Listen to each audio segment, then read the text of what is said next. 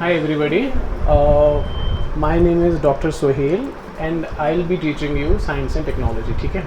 For the first time. I guess I've been told कि आप लोगों को science and technology का उतना आइडिया नहीं है. It's like an elementary class, is it? So before we actually start, I want to know कि किसको कितना science and technology के बारे में पता है. And most of this class will be like an introductory first, so that आपको orientation मिले कि science and technology क्या चीज़ है. कहाँ से क्वेश्चन ज़्यादा आते हैं, because it's the syllabus is quite vast. अगर पढ़ाने को इंसान पढ़ाएगा तो फिर तो इंसान रिसर्चर बनेगा इसमें, ठीक है. But since you guys are focusing on UPSC thing and KS thing, तो I be kind of restrictive, ठीक है. तो जितना मैं पढ़ाऊँ, जो मैं टॉपिक पढ़ाऊँ, you have to be there only, ठीक है. घर जाके फिर कोई एक्स्ट्रा अनवांटेड टॉपिक पढ़ने की ज़रूरत नहीं, unless of course unless it is in the current affairs, ठीक है. तो science and technology I will start with the very basics. Few of the classes like 15-20 classes would be the basics. Once the basics are clear, फिर हम जाएंगे advance level पर, ठीक है. फिर आपको आराम से समझ में आएगी चीज़ें, ठीक है.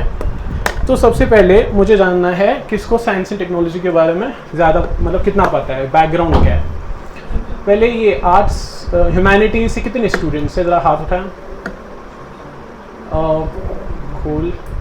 इंजीनियरिंग से, साइंस आपको पता होगी, फिजिक्स, केमिस्ट्री. एंड मेडिसिन से कोई है, somebody from the medical background, जैसे बायोलॉजी पढ़ी हो, ग्रेजुएशन में पढ़ी है, वही ना मेडिसिन, ठीक है. देखिए, जब साइंस एंड टेक्नोलॉजी की बात करते हैं ना, I give you my experience. You see, I am a doctor but I have gone into the UPSC thing, ठीक.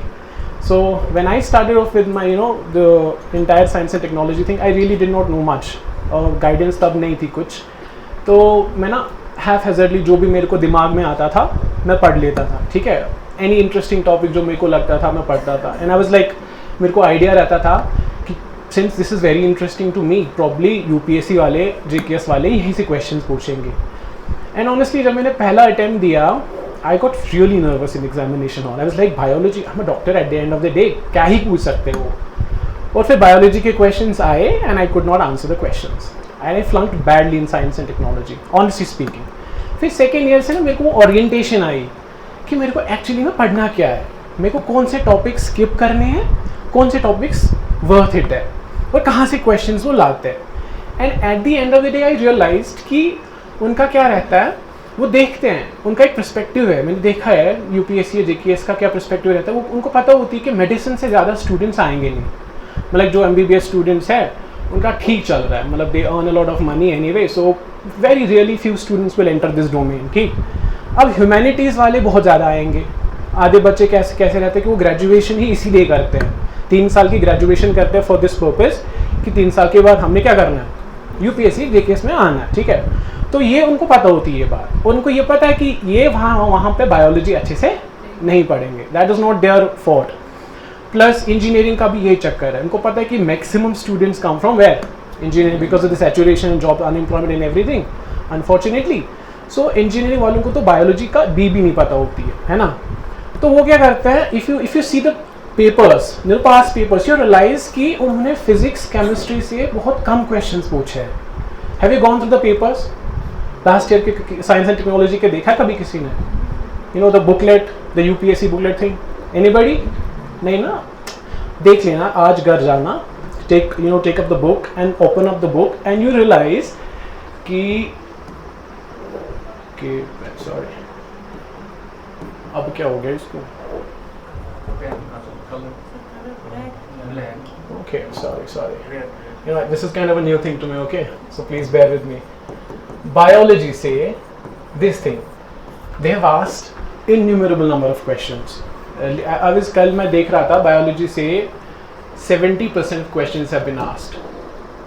अब ऐसा भी नहीं है कि मैं आपको एलिमेंट्री बायोलॉजी पढ़ाना स्टार्ट करूंगा तो आपको लगता है कि बस यही क्वेश्चंस आएंगे. नहीं, प्लीज़ अंडरस्टैंड कि अगर मैं बेसिक्स से स्टार्ट कर रहा हूँ, इसका मतलब बिल्कुल भी यही नहीं है कि they will last from this basics, ठीक है. पर ऐसी बात होती है ना, जब हम कोई बिल्डिंग बनाते हैं, हम पहले क्या बनाते हैं, बिल्डिंग में हमेशा पहले बेस बनाते हैं, उसके बाद उस पर स्ट्रक्चर बनता है. ऐसे ही यूपीएससी का भी पैटर्न है, केस का भी ऐसा ही है. विल क्रिएट द बेस, जब आपकी बेस स्ट्रांग होगी then will go with what, the advanced level. फिर आपको समझने में कोई प्रॉब्लम नहीं होगी. से फॉर एग्जांपल, मैं आपको एग्जांपल देता हूँ. मैं आपको सिलेटियस, सॉरी, मैं आपको एग्जांपल देता हूँ. 2020 में they had asked a question ACH के बारे में. किसके बारे में? ACH receptor. This was a question. I was a student back then. मैंने एग्जाम दिया था ये, ठीक है. Let me just tell you, I have qualified every prelims, I have qualified every mains, ठीक है. It's just the interview level I have flunked most of the times. This is my 5th attempt, 5th interview, ठीक है. Anyway, so the problem, see, sorry, I'll get back to the question. ACH.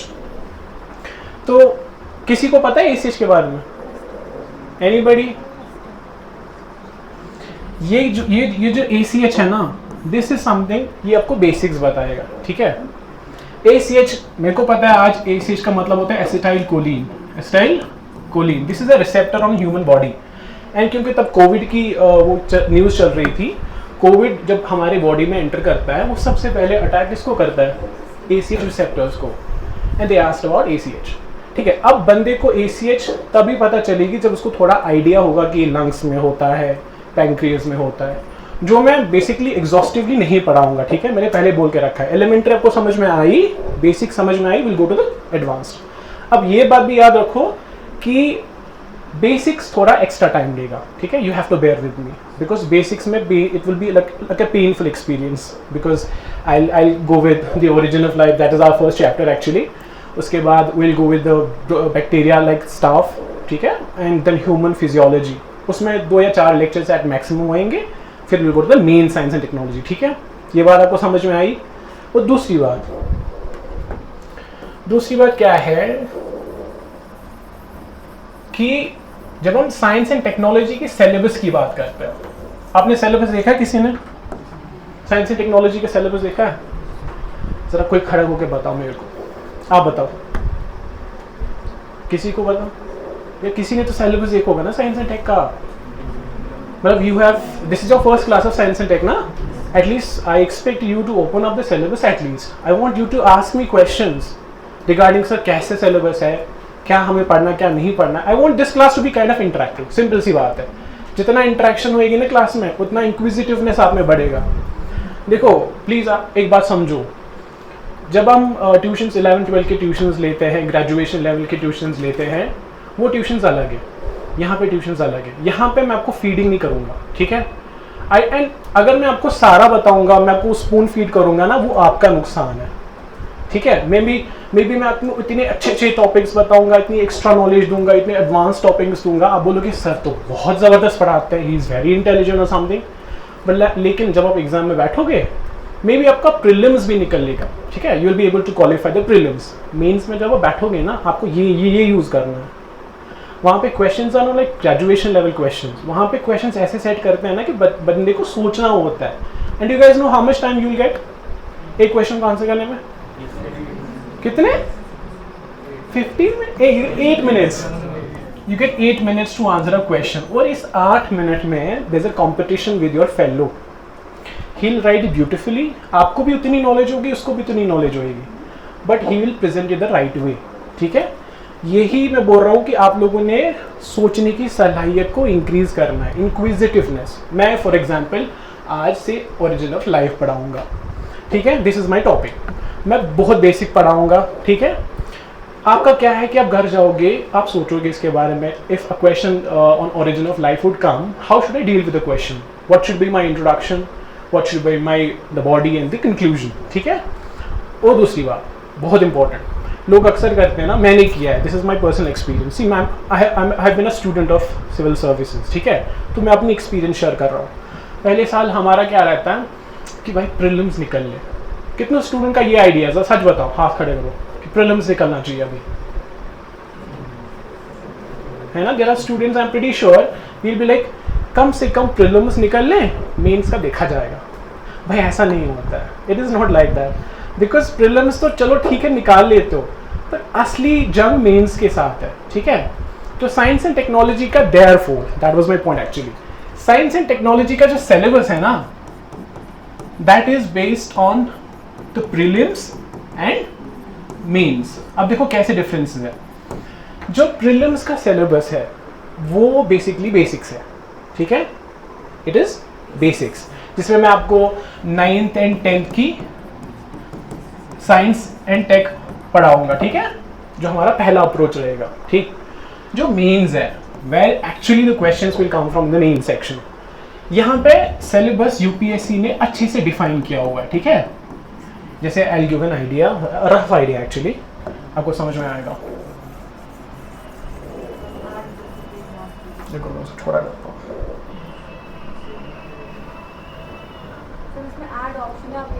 I just want to be basic. This is my first class. I don't want to create more anxieties to me. इसके related, ठीक है। देखो basics prelims, ठीक है। Prelims का syllabus की अगर मैं बात करूँगा तो साइंस एंड टेक्नोलॉजी में देखो क्या पूछते हो, वो आपसे पूछेंगे कि लाइफ, ठीक है, origin of life, life I कहाँ से, ठीक। एंड उसके अलावा वो आपसे पूछेंगे, ठीक है, ओरिजिन ऑफ लाइफ आपको पता है, सेल के बारे में क्या आपको पता है कि नहीं, सेल क्या चीज़ है, ठीक। उसके बाद प्रीलिम्स में वो आपसे पूछते हैं अबाउट ह्यूमन बॉडी, ठीक है। अगर मैं अपनी मेडिसिन वाली लैंग्वेज में बोलूं तो ह्यूमन बॉडी को हम फिजियोलॉजी बोलते हैं। क्या बोलते हैं? फिजियोलॉजी। लिखने की ज़रूरत नहीं है, डोंट मेंशन दिस, ठीक है। जस्ट लाइक अ सिंपल सा, वैसे भी सिलेबस आपको मिल ही जाएगा, मैं आपको आइडिया देता हूँ। तो ह्यूमन बॉडी का थोड़ा सा आइडिया होना चाहिए, ठीक है। Origin of life, human body. इसके अलावा यू नो अबाउट न्यूट्रिशन वाला सिस्टम, ऑटोट्रोपिक न्यूट्रिशन, हेट्रोट्रोपिक, पता है ना आप लोगों को, थोड़ा आइडिया तो होएगा। ये बेसिकली बायोलॉजी है, ठीक है। फिर फिजिक्स में आपसे वो पूछते हैं कि आपको ग्रेविटेशन के बारे में पता है। आपने देखो कि दे आस्क अबाउट कि ग्रेविटी इक्वेटर पे ज़्यादा है कि पोल्स पे ज़्यादा होती है, they ask these kind of questions in once a time. और जेकेपी तो ज़्यादा ही पूछ लेता है, बिकॉज उनका भरोसा नहीं होता है। कभी पेपर इतना आसान होता है कि अब जैसे एसएसबी एग्जाम दे रहे हो, और कभी इतना डिफिकल्ट होता है कि 40 मार्क्स भी लेना बहुत डिफिकल्ट हो जाता है। अगर मैं आपको रेलेवेंस दूँ, लास्ट टाइम आई गेस 2023 का जो प्रीलिम्स का कट हुआ था ना, 49 मार्क्स की कुछ अराउंड हुआ था, कुछ ऐसे हुआ था ना। So it kind of explains कि कितना अनसर्टन है उनका पेपर सेटअप। कभी बेसिक्स यहाँ से भी पूछे थे, ग्रेविटेशन से भी फॉर एग्जाम्पल। फिर फिजिक्स से जितना भी जो भी फिजिक्स में आता है ना, तो बेसिक थिंग, हाँ वो पूछ लेता है। फिर केमिस्ट्री, बेसिक केमिस्ट्री, ठीक है, बेसिक केमिस्ट्री, एसिड बेस क्या होता है वो सब, पीएच क्या होता है वो, ठीक है। तो ये किस में? प्रीलिम्स में। आप मेंस में ये बकवास नहीं देखोगे कभी, मेंस में ये नहीं आने वाला है। आपको समझ में आ रही है? If you expect a question कि चलो ठीक है, मैंने ओरिजिन ऑफ लाइफ में डिग्री की हुई है क्लास में, तो I am sure origin of life पे आएगा सवाल, ऐसा कुछ नहीं आने वाला। आपको समझ में आ रही है? वहाँ पे जब हम किसकी बात करते हो, जब आप मेंस की बात करते हो, सी वो एडवांस लेवल है, वो आप ज़रा अच्छे से सुनो।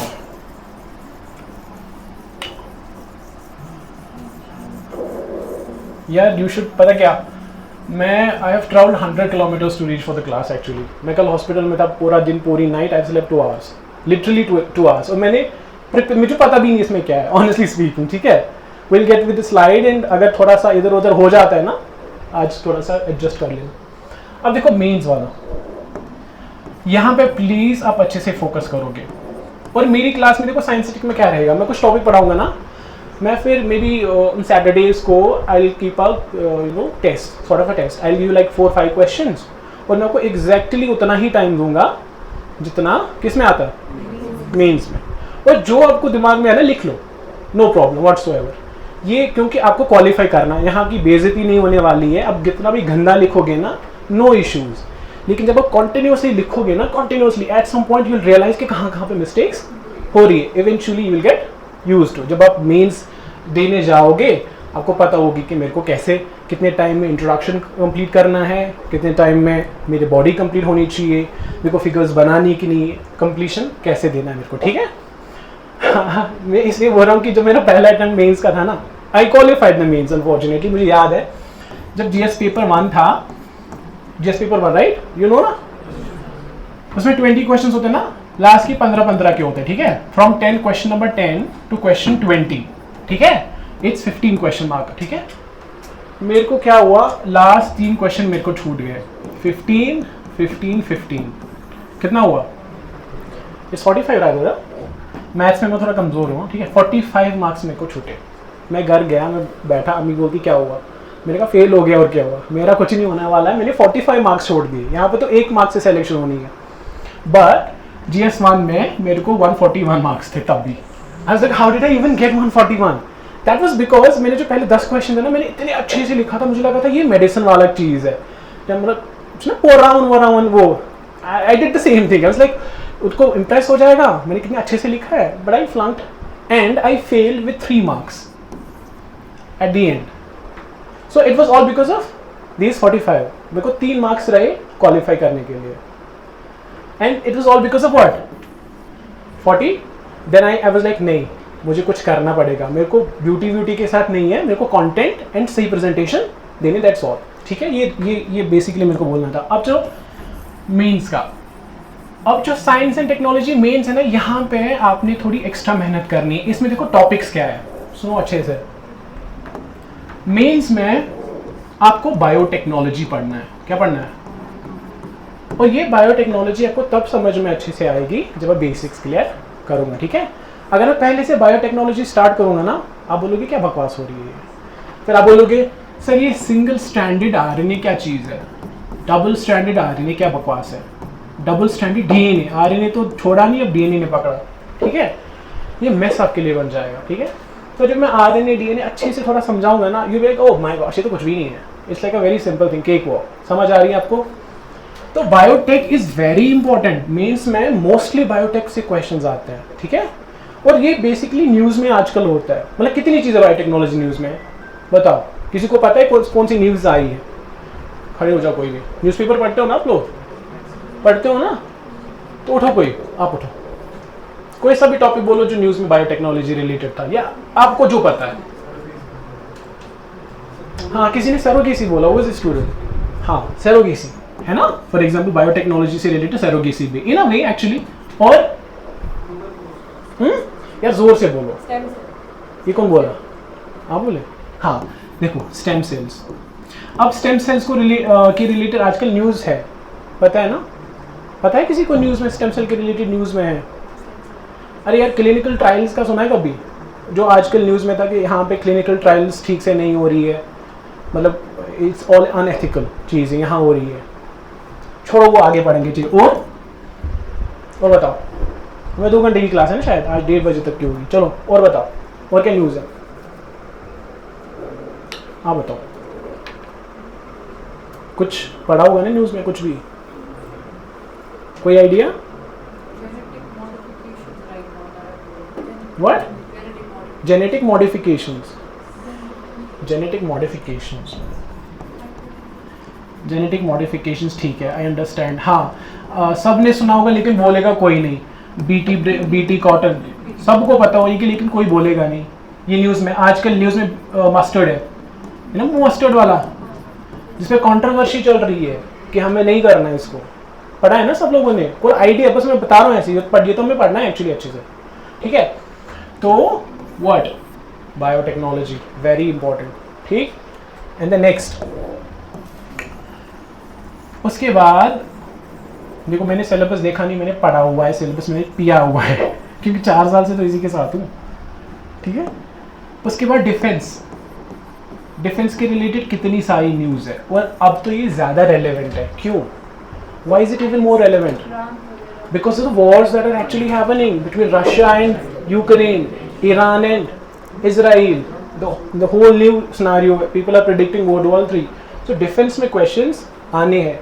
इंडिया का डिफेंस मॉडर्नाइजेशन प्रोग्राम, वो क्या क्या नई चीज़ें ला रहे, क्या नहीं ला रहे, दिस इज समथिंग ये हर दिन न्यूज़ में होता है. यहाँ से तो क्वेश्चंस पक्की चीज़ है. ठीक है, और स्पेस टेक्नोलॉजी, स्पेस में तो पता ही है, स्पेस में कितना सारा आता है. लाइक कितने सारे इंडिया के, इसरो के कितने सारे नए मिशंस है, नासा के कितने सारे नए मिशंस है. और इसके रिलेटेड रिसेंटली न्यूज़ भी थी दैट 2 एस्ट्रोनॉट्स फंसे हुए ऊपर, पता है? Sunita Williams and the other guy, वो फंसे हैं ना, वो भी न्यूज़ में. ये बेसिकली क्या रहता है मेंस में कि ये वो चीज़ें हैं ना, दे आर करंट ओरिएंटेड. जब आपको कोई करंट अफेयर्स की क्लास पढ़ाता है? नहीं, स्केड्यूल्ड नहीं है. तो if it is scheduled at some point, तो वो जो करंट अफेयर्स पढ़ाएगा ना, वो पढ़ाता है बायोटेक्नोलॉजी का भी कोई टॉपिक. ठीक है, जो रिसेंटली न्यूज़ में होता है, वो कोई डिफेंस के बारे में पढ़ाता है, स्पेस टेक्नोलॉजी के बारे में पढ़ाता है. These are current oriented topics actually, but a favourite topic for what? Exams. और हेल्थ, और भाई साहब हेल्थ तो बहुत ही ज़्यादा इंपॉर्टेंट है। एग्जाम्पल दो, हेल्थ के रिलेटेड क्या क्या आ सकता है, अभी रिसेंटली न्यूज़ में क्या चल रहा है, जस्ट एन आइडिया भाई, मतलब इंट्रोडक्टरी क्लास है अभी। क्या कौन सा? टीबी, चलो ठीक है टीबी भी मानते हो। और यार कोई उठो यार, आप लोग खामोश क्यों बैठे हो? Just one student answering, I don't want that thing यार मैं भी, सुनो मेरी बात पहले, प्लीज अंडरस्टैंड दिस कि मैं कोई टीचर नहीं हूँ, ठीक है। I have come here because मेरे कुछ कलीग्स यहाँ पर है, दे वर लाइक कि प्लीज आप आ जाओ, we need a science and tech thing. Otherwise मेरे को कोई आइडिया भी नहीं था पढ़ाने का, I am not into like teaching thing, ठीक है। This is all a new experience for me, जो भी। But since is my friend, in that capacity I am just a student, ठीक है। I want this class to be very interactive, ठीक है। कहीं समझ नहीं आता उठो भाई, बाई यू, वो टेंशन नहीं है, ठीक है। तो I don't want it to be a student teacher वाला थी, डरना नहीं है, नहीं पता कोई बात नहीं सर, नहीं पता आगे चलो, ठीक, वैसा सिचुएशन। तो हेल्थ के बारे में अगर आप न्यूज़पेपर पढ़ते हो ना, अगर हमने पढ़ा भी नहीं लेकिन न्यूज़पेपर में थोड़ा आइडिया होता है क्या हुआ है। एमपॉक्स न्यूज़ में नहीं है क्या? It is N section in news आजकल। या क्या उसको एमीबिक एन्सेफेलाइटिस, ये न्यूज़ में है, पढ़ा है किसी ने? वो जो कुछ, हाँ हाँ। और चांदीपुरा वायरस, ये पढ़ा है, ये भी न्यूज़ में है। This is a news paper guys, ये सब चीज़ें मैं तो पढ़ानी है, या मे बी मैं स्किप भी करूँ, because at the end of the day I can not teach on everything. जो न्यूज़पेपर में है वो आपको पढ़ना है, उसके नोट्स बनाने हैं। फिर अगर कोई साइंस से रिलेटेड कोई टॉपिक है, you are curious, you are inquisitive, you have not understood something, आप आके क्लास में मेरे से बोले sir we have read about this thing in the newspaper but we not getting it actually, हमें नहीं समझ में आ रही है ये क्या चीज़ है, तो प्लीज़ आप बोले, फिर वो मेरा काम है, ठीक है। मैंने आपको पहले ही बोला है, अगर आप एक्सपेक्ट कर रहे हो मेरे से कि I will teach you everything, please don't expect that, वैसा नहीं होने वाला है। ये यूपीएससी ये चीज़ है भाई, यहाँ पे कब किस कॉर्नर में कौन सी न्यूज़ होती है वो मैं नहीं सारा नहीं पढ़ा सकता हूँ।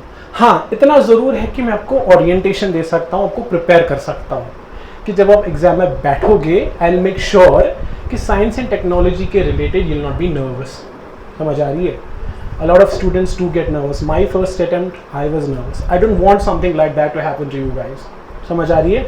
जब आप साइंस एंड टेक्नोलॉजी के प्रीलिम्स में क्वेश्चन बोलो देखोगे, you'll be like पढ़ा है, ठीक है, सर ने आइडिया दिया था, मैंने पढ़ा था। मेथ्स में science and tech related question आएगा, when I make you write in the main मतलब test series no, you'll be like ठीक है कोई बात, आने दो कैसा क्वेश्चन आएगा, मैं लिख लूँगा। और एक चीज़ मैंने नोटिस किया, my experience, I tell you my experience, कि जब आप 1 साल 2 साल 3 साल देते हो ना, like me, I get an idea कि क्वेश्चन का पैटर्न कैसा रहता है और मेरे को कहाँ क्वेश्चन के साथ खेलना है। समझ आई? वो आ जाता है। मतलब you don't have to be necessarily so riched with the knowledge, however if you are with the right approach, presentation सही है, कहाँ पे पॉइंट स्किप करना है, कहाँ पे नहीं करना है, क्या लिखना है, वो आपको विद टाइम आ जाएगा। अब क्योंकि you are preparing for the next exam जो प्रॉब्ली जून वाला है ना, आप जून के लिए प्रिपेयर कर रहे हो ना, नेक्स्ट ईयर का ना, तो आई होप कि आपकी सिलेक्शन हो, मैं उसी के लिए पढ़ा रहा हूँ। I don't want you to linger on for years so that आपको वो एक्सपीरियंस अब खुद मिले। I don't want that thing to happen. मैं आपको क्योंकि मेंस वाला टेस्ट सीरीज दूंगा, आपको आइडिया मिल जाएगा, ठीक है। और क्या इस सिलेबस में बता जल्दी से, तब तक मैं पढ़ दूँ। जोर से बोलो, जिसको बोलना है ना वो जोर से बोले। हाँ वो, और एक चीज़ आर्टिफिशियल, वो बेसिकली ये आर्टिफिशियल इंटेलिजेंस एक तो टॉपिक है, हम बोलेंगे एडवांस टेक्नोलॉजीज, एडवांस्ड। अब एडवांस टेक्नोलॉजीज भी अलग टॉपिक है, इसमें जितना भी एडवांस सिस्टम है वो है कैसे, जैसे फॉर एग्जांपल व्हाट एआई, ठीक है, मशीन लर्निंग, ठीक है, और क्या है, डीप लर्निंग, वो भी जो, हाँ डीप, एंड ये आजकल चलो डीप लर्निंग में मानते हैं, डीप लर्निंग एंड स्टफ, जो भी रहेगा आर्टिफिशियल इसमें एडवांस टेक्नोलॉजी में विल गो थ्रू, ठीक है। हम एक एक टॉपिक अच्छे से एक्सप्लेन करेंगे, कोई टेंशन नहीं है। और एक चीज़ है नैनो टेक्नोलॉजी, ठीक है। I not probably keep it in the advanced one, why, because UPSC has given it as a topic, ठीक है। यूपीएससी ने एआई नहीं लिखा है वहाँ पे, उन्होंने मशीन लर्निंग नहीं लिखी है, ठीक है, लेकिन उन्होंने नैनो टेक्नोलॉजी लिखी। और मैं बता रहा हूँ आपको ये केएस का, अगर यूपीएससी का तो नहीं, केस का this is a favourite topic. They have always asked questions from 2019 and 20. I'm sure, I'm not particularly sure, but first question was regarding nanotechnology. और वो वहाँ से वो simple questions पूछते हैं यूपी ना JKPSC वाले कि what is nanotechnology, what are the benefits, what are the demerits. ठीक है. UPSC will be like very complicated. Probably if the question from nanotechnology comes, वो relevant होगा, current oriented होगा कि कुछ ना कुछ नया हुआ होगा current के related. ठीक है. Syllabus के related कुछ और चीज़ें if you want to ask, get up and ask. फिर हम पहला टॉपिक थोड़ा सा उठाएंगे. Anybody? कुछ है साइंस के रिलेटेड? कोई और मैंने मिस तो नहीं किया कुछ? बोलो यार जल्दी से. If I miss something, yeah, this is very sad coming out from you because I expect you guys to have a knowledge of syllabus at least. Energy systems. ठीक है. We'll add energy systems. और energy systems में क्या आ सकता है? जरा मुझे बोलो. एनर्जी में क्या क्या आ सकता है? न्यूक्लियर शुक्लर स्टफ. ठीक है. और रेन्यूवेबल्स, नॉन रेन्यूवेबल्स. वो बेसिकली जो रेन्यूवेबल्स नॉन रेन्यूवेबल्स है ना, वो सारा इन्वायरमेंट का टॉपिक है. यहाँ पे मैं साइंस ओरिएंटेशन उसके साथ पढ़ाऊंगा. ठीक है. अदरवाइज जो आपको इन्वायरमेंट पढ़ाता होगा ना, वो आपकी इन्वायरमेंट क्लास हुई नहीं हुई अभी? यू गाइस न्यू ना, ये पहली क्लास है आप लोगों की. ठीक है. और क्या? अच्छा, इसमें आधे स्टूडेंट्स वो भी होंगे जो सारे न्यू है. अच्छा आधे. और हाँ, एक चीज़ मैं भूल ही गया था, आईटी. ठीक है. Information technology. इसमें साइबर सिक्योरिटी वाले क्वेश्चंस आते हैं. और आजकल तो आईटी में तो बहुत ही कुछ पढ़ने लायक है. ठीक है. और यहाँ से भी क्वेश्चंस आएंगे. ठीक है. समझ आई? रिगार्डिंग ओरिएंटेशन कुछ इश्यूज, कुछ मतलब कोई चीज़ जो आपको और you want to clarify things on कि कैसे पढ़ना है कैसे नहीं पढ़ना है. Will then get to the topic. Shall we? ठीक है. अब देखो, ये जो मैंने आज का टॉपिक चूज किया ना, एक्चुअली ये इफ भाई चलना आगे सीधे.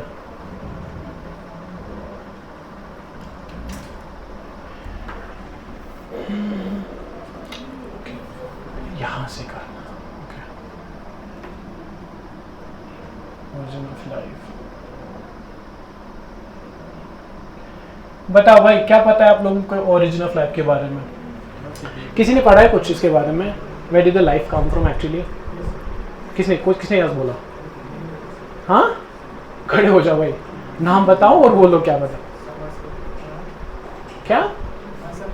इमरान. ठीक है. बताओ इमरान भाई, क्या पता आपको ओरिजिन ऑफ लाइफ के बारे में? What have you read? ये मत देखो, इसको मत देखो. इसके मैंने क्यों रखा है इसको सामने? बताओ यार, मेरे को मत बोलो, इनको बोलो जोर से. Big bang theory, origin of life बोलो. बिग बैंग, यहाँ पे बिग बैंग. शर्म करो यार, शर्म करो. हाथ दोगे यार, तुम खेल रहे हो मेरे साथ. इसमें जो भी लिखा है ना, इसके बगैर बोलो. ठीक है. इसमें कुछ मत बोलना सिंपली. और ये तो मैंने ऐवे रखा था, इसीलिए मुझे पता थी तुम ऐसे बनती भी उठेंगे. अच्छा बोलो. ठीक.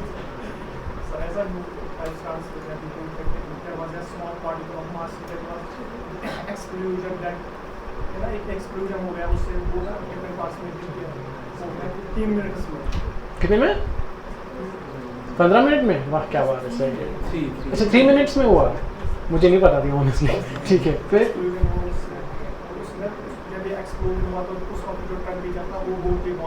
अब लाइफ कहाँ से है यार? कट शॉट करो ना, लाइफ कहाँ से है? ये ओरिजिन ऑफ यूनिवर्स नहीं चाहिए, ओरिजिन ऑफ लाइफ चाहिए. नहीं पता है? फिर क्यों खड़े हो गए भाई यार, हद हो गई.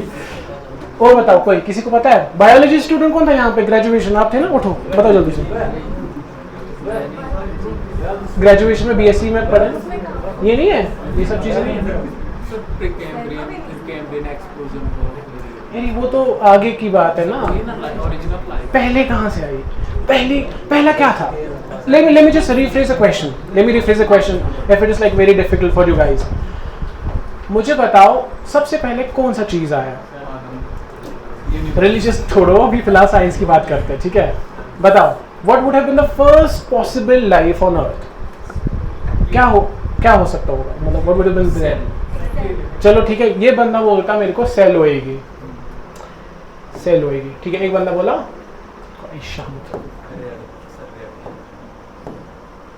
सेल, ये बंदा बोलता है सेल। और कोई आइडिया किसी को?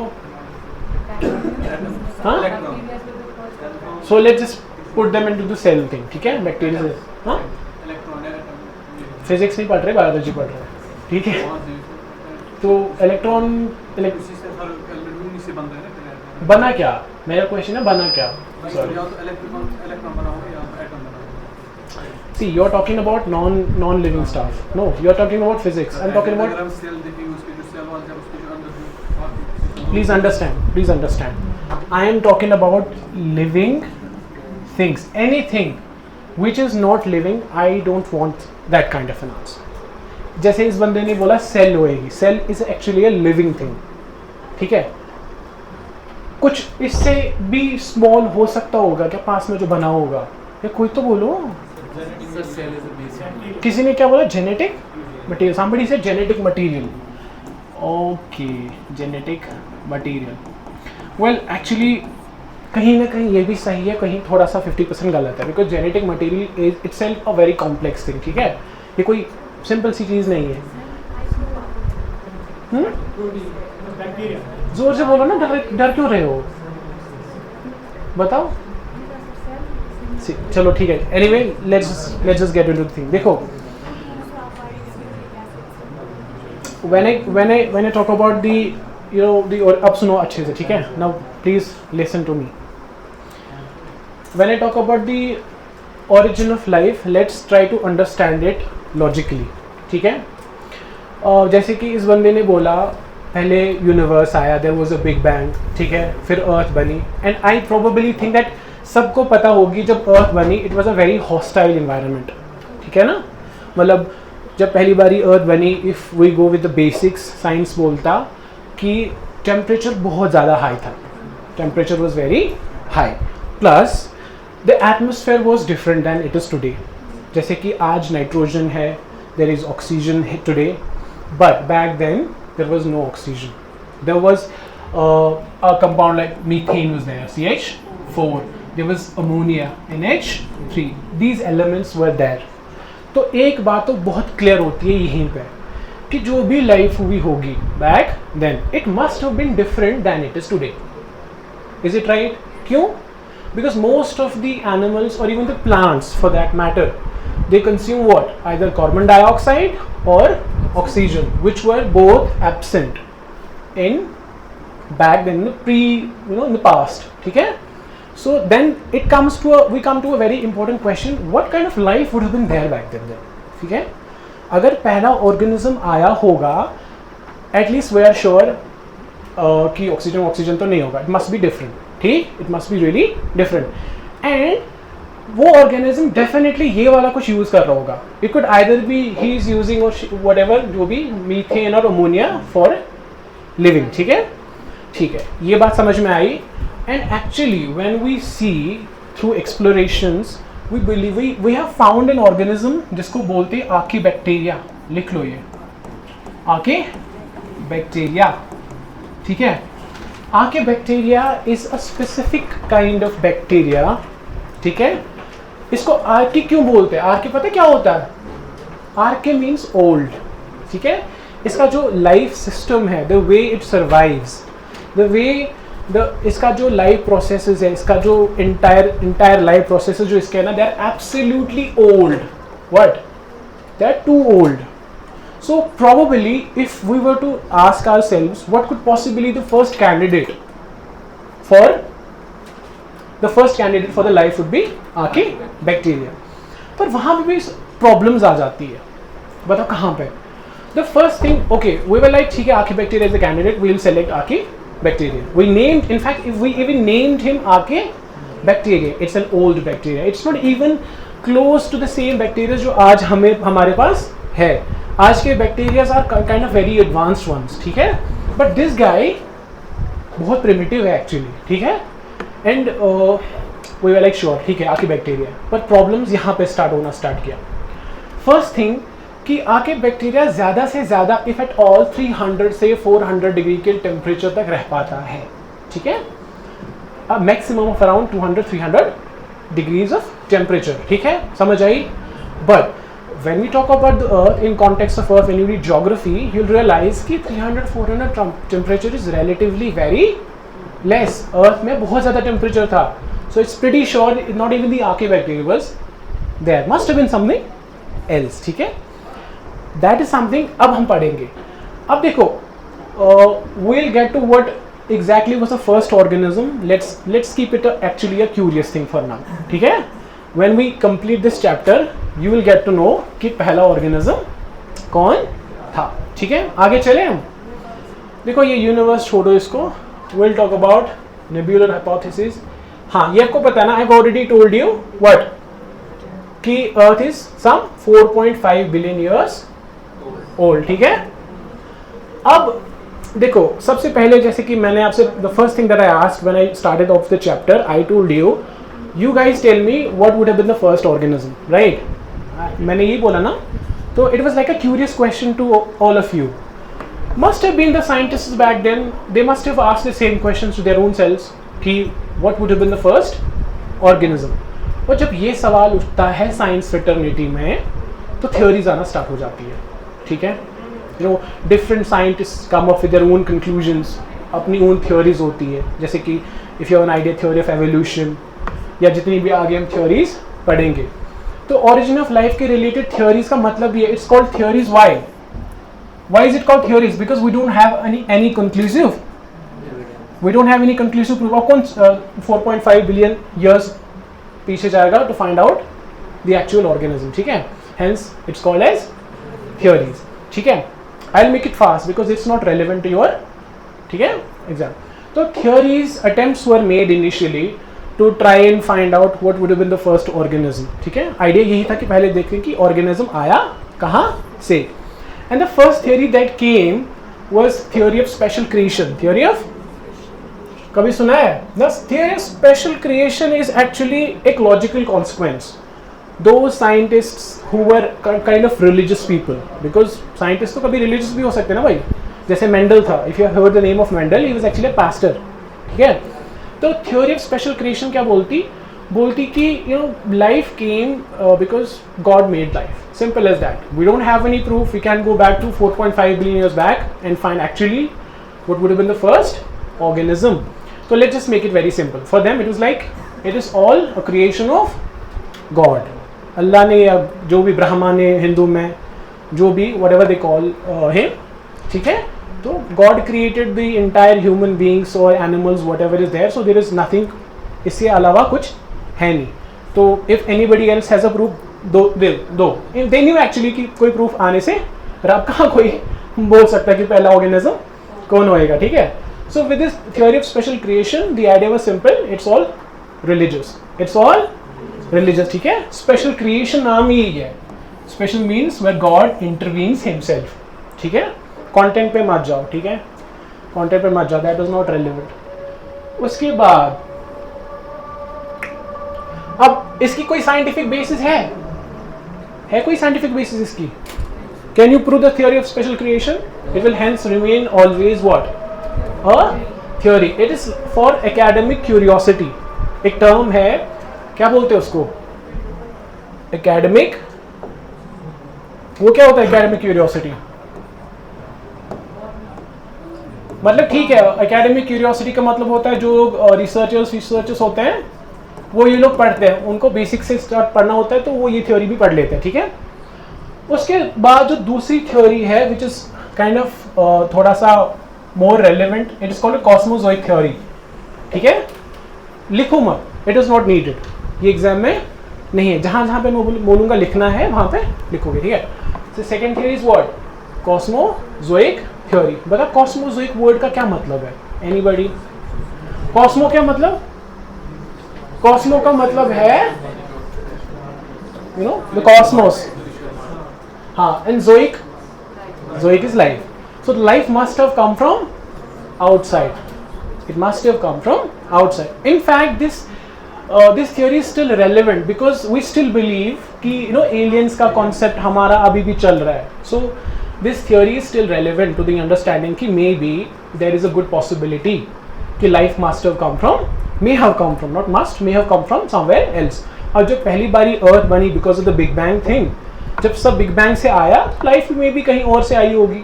मीटियोराइट्स जो होते हैं वहाँ से आई होगी, lot of meteorites have come and fall on the earth, maybe life वहाँ पहले remnant of life would have come from there.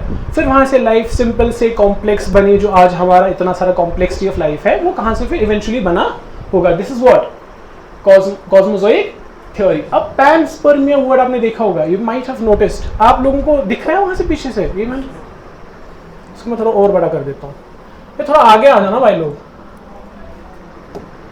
Panspermia क्यों बोलते हैं इसको?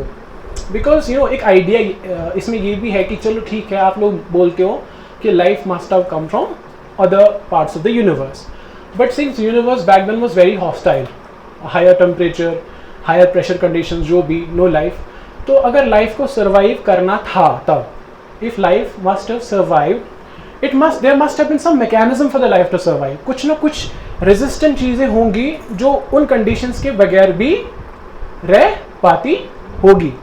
जूलॉजी में एक चीज़ है, उसको बोलते हैं स्पोर्स। क्या बोलते हैं?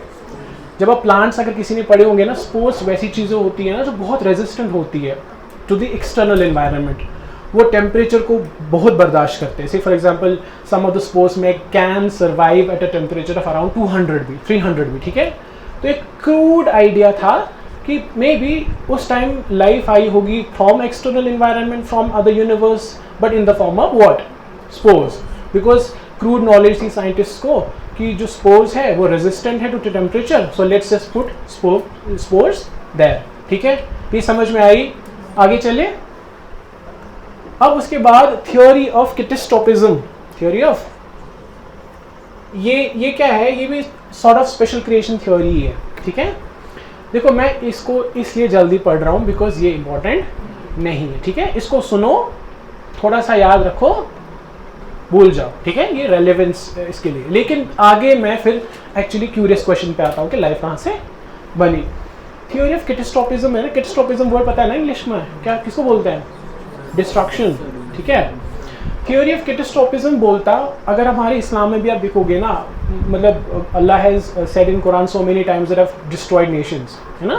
आई have destroyed nations, I have got another nation, I have destroyed that nation, and then another nation has come. You do the mistake, I'll destroy you. वैसा कुछ है ना। So this theory of catastrophism is of the same idea कि God ने एक nation, एक world बनाया, एक एनिमल प्लांट वर्ल्ड बनाया, रखा कुछ टाइम के लिए, then destroy, ठीक है, and then another world came in, ठीक है। ये theory of what? Catastrophism है। उसके बाद ये थोड़ा important है, ठीक है। Theory of spontaneous generation, abiogenesis। देखो ये क्या है, ये आपको, मुझे लगता है इसमें आपको ज़्यादा रेलेवेंस मिलेगी, आपको ये ज़्यादा समझ में आएगा। देखो spontaneous वर्ड आपको पता है ना क्या होता है? खुद से, nobody does anything, ठीक है।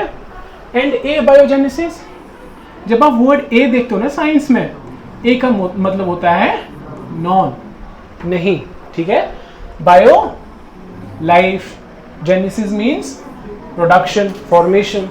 So this theory, the theory of abiogenesis, contemplates, ये क्या बोलता कि every living form has come from what? Non-living components. Every living thing has come from non-living.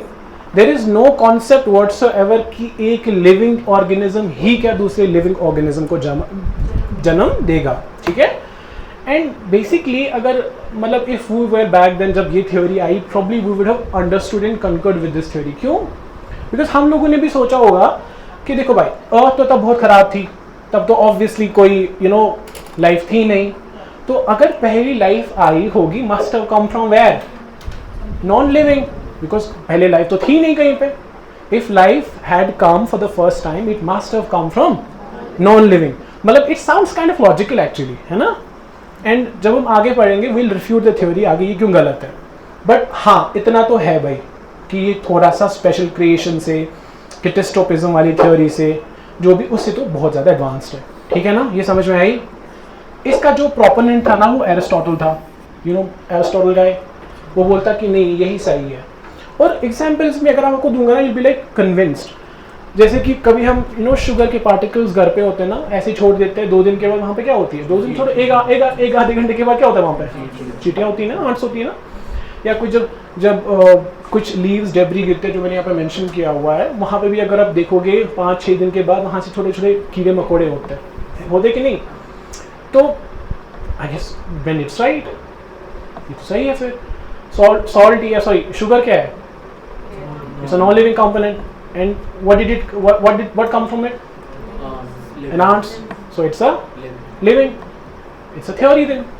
फिर ये गलत क्यों है भाई, फिर कहाँ से गलती होगी बताओ। Let me just ask you this question, let me ask you this, मैंने एग्जांपल भी दे दी, sugar non living, ants, particular कुछ ऑर्गेनिजम्स का ओरिजिन से पता चलता है, जैसे ह्यूमंस का नहीं पता चलेगा। I understand that part, but कम से कम ये तो सही भी है ना, आंट से सही आई तो थोड़ा सा ठीक है, तो चलो अब मानते सभी नहीं आएंगे, लेकिन आई तो कुछ तो आया उससे। फिर कहाँ गलती करी इस थ्योरी में, व्हाट वाज दिस रॉन्ग। या दूसरी एग्जांपल देता हूँ, मीट को रखो फ्रिज में मत रखो, जो खाते हैं ना मत रखो फ्रिज में, ऐसे रखो किचन में 2-4 दिन, उसको क्या होगा, फंगस डेवलप होगा उस पर, या बाकी जितना भी वो स्मेल एंड बैक्टीरियाज डेवलप होंगे। मीट इज व्हाट, आप लोगों को समझ में आ रहा है भाई, यार आगे आ जाओ आगे, आप भी आ जाओ आगे आ जाओ। I don't want you to sit back and I want you to interact with the class bro, आप प्लीज आप भी आ जाओ, सिट इन द फ्रंट, ठीक है। बताओ यार, कोई तो बताओ गलती कहाँ पर की इस थ्योरी में।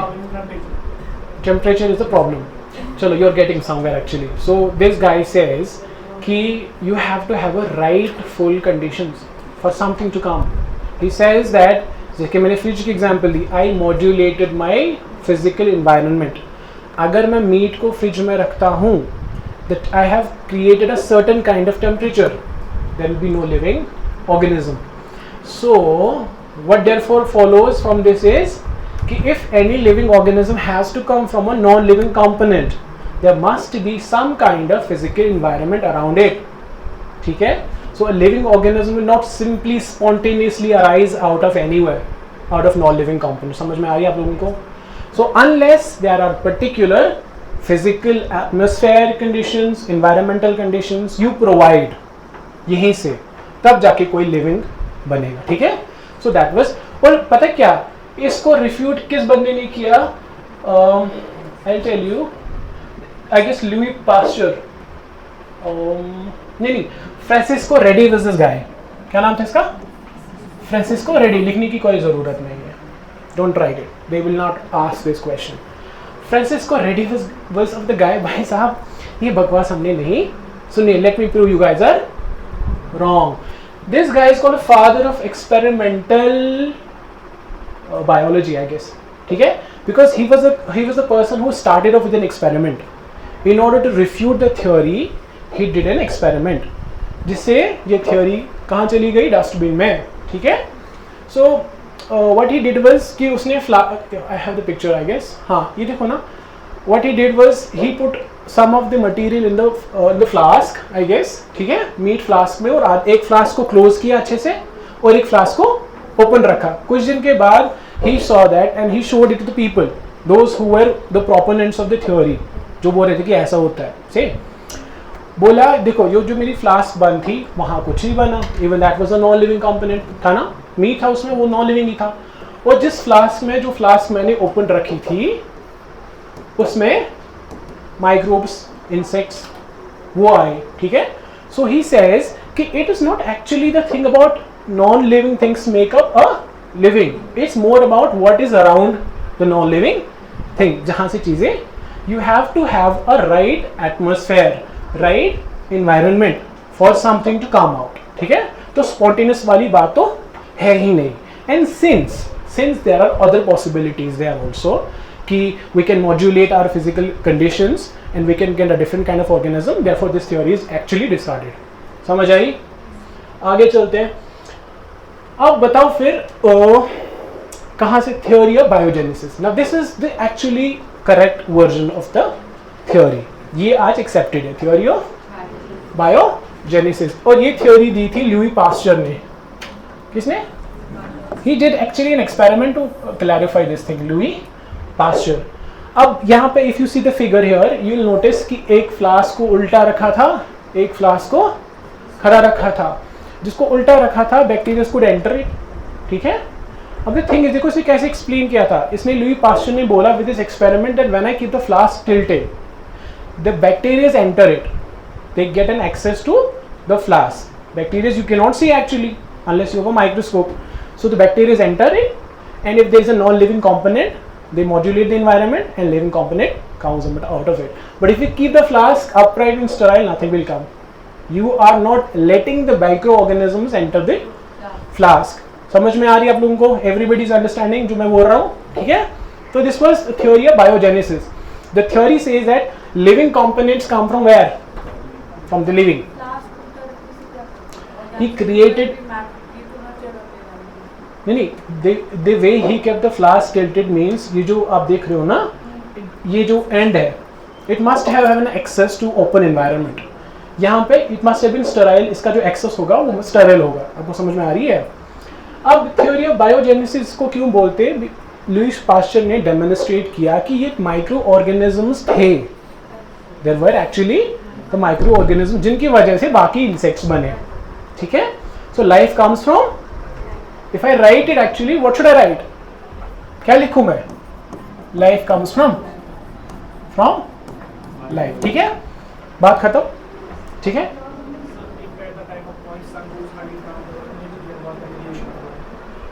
देखो भाई, I teach science, I don't teach religion here.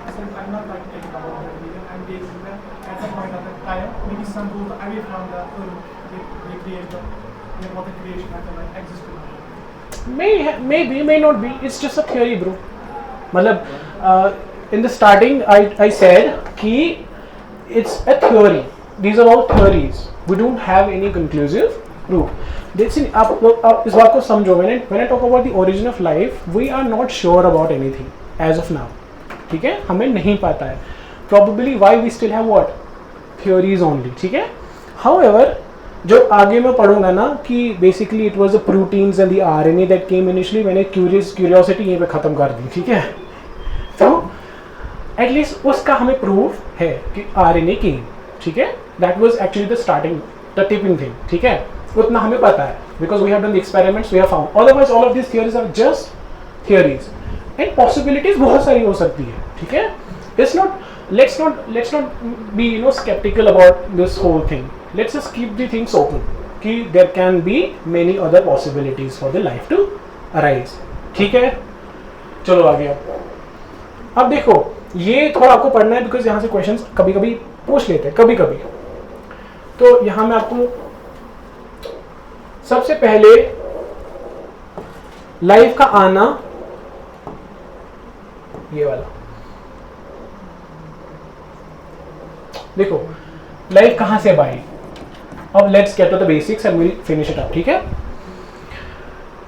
In the initial lecture I said कि लाइफ आई होगी, you know the earth was very complex environment to live in, higher temperature, higher pressure conditions. There was ammonia, right? I'll write down it again. There was methane, there was ammonia like stuff, right? So we have to start from what we have. इतना हमें पता है कि ये था, ठीक है। तो we have to start from here.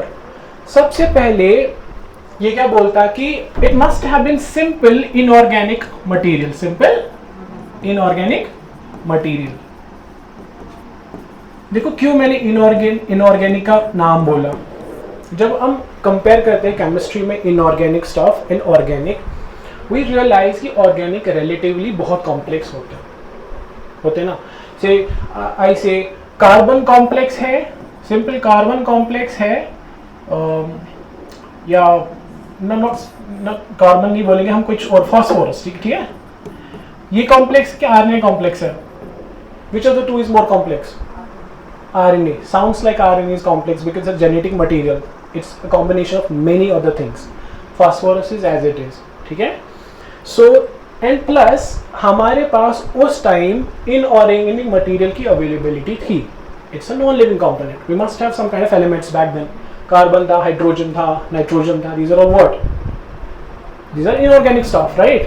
तो ऑर्गेनिक मटेरियल अवेलेबल था, तो स्टार्टिंग मटेरियल कौन हो सकता है? It must have been what? समझ आई? The elements must have somehow fused, somehow changed, somehow reacted with each other in a certain way or the other, and eventually some organic material would have come. कुछ ना कुछ organic material आया होगा, ठीक है? ये बात आप लोगों को समझ में आई? जब भी मैं ऑर्गेनिक वर्ड का इस्तेमाल करता हूँ, इट मीन्स लाइफ, ठीक है? Like let's keep it that way.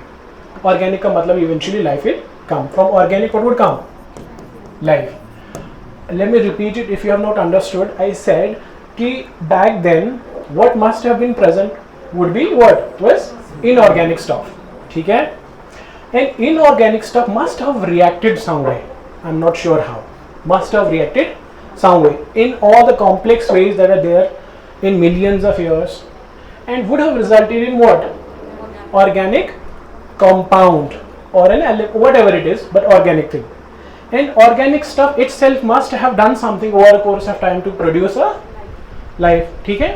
And how do we know even this? आप मुझे बोलोगे भाई साहब तो खुद अपनी कहानी बता रहे हो, कुछ ना कुछ तो हुआ होगा ना. There must be some proof, some kind of. तो है. Let me tell you, there was an experiment and this is mentioned in your book, biology book. ठीक है? तो ये याद रखो. ठीक है? दो बंदे थे. एक का नाम था मिलर एंड दूसरे का नाम था यूरी. ठीक है? They did this simpler experiment. What experiment they did? उन्होंने बोला let us just simulate the earth conditions back then in our lab. आपको समझ में आ रही है? पहले बताओ सबको समझ में आ रही है? कहीं कंफ्यूजन है? ठीक है? तो these two guys decided कि हम क्या करेंगे? We will create an earth-like condition in our lab. कि मतलब तब अर्थ में क्या था, टेम्परेचर ज़्यादा था, प्रेशर वैसा था, वो सब था. हम लैब में वैसी कंडीशंस बनाएंगे, फिर देखेंगे कि लाइफ बनेगी कि नहीं बनेगी. एंड देखो, if you can see from here, अब इधर देखो उन्होंने क्या किया. Just look at this figure. ठीक है? व्हाट दे डिड इज, सबसे पहले उन्होंने मीथेन और अमोनिया एंड हाइड्रोजन लाया. And why? Because back then there were these three things. There was hydrogen, there was ammonia and there was methane. So they got these three things. उसके बाद they said कि it is because of the lightning. If there were inorganic compounds as these, they must have reacted. अब reaction से ऐसे तो नहीं होगी. If you have read the chemistry, you might have realized कि कुछ ना कुछ तो catalyst चाहिए होता है. Reaction के लिए कुछ ना कुछ तो उस टाइम क्या अवेलेबल था? गैसेस थे एटमॉस्फेयर में. अगर उनको रिएक्ट करना था तो एटमॉस्फेयर में क्या चाहिए था? कोई catalyst. And what would have been the best catalyst available? The light, the lightning, because it is the source of energy, right? So if the compounds had to react with each other, टूट जाते फिर मिल जाते, कुछ बनाते, तो catalyst की possibility क्या थी? Lightning. So they brought up what? Lightning as हम यहाँ पे लिखता हूँ मीथेन, अमोनिया, जो भी, ठीक है, plus light. We write it like this. ठीक है? और क्या चाहिए होगा उस time? If you have gone through the basics, आप रियलाइज करोगे उस टाइम ओशंस थे. There were oceans back then, and they postulated कि लाइफ पहले ओशंस में आई.